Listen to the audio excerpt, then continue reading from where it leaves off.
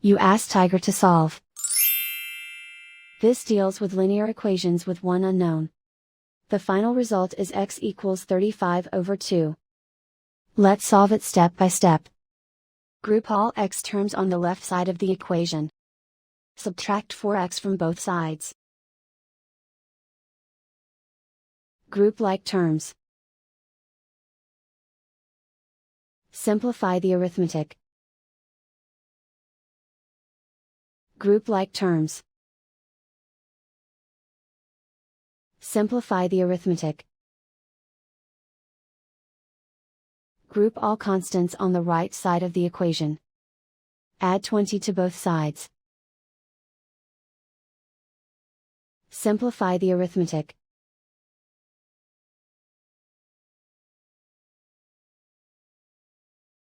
Isolate the x. Divide both sides by 2. Simplify the fraction.